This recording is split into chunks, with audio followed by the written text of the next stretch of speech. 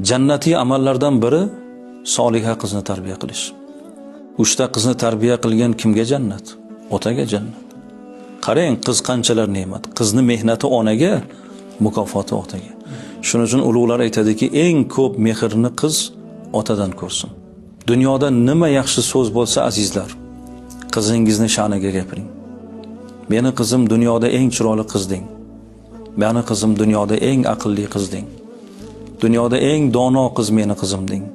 Oy qizim, gul qizim deb qizlarimizga yuksak mehr taftini beradigan ota bo'lish kerak.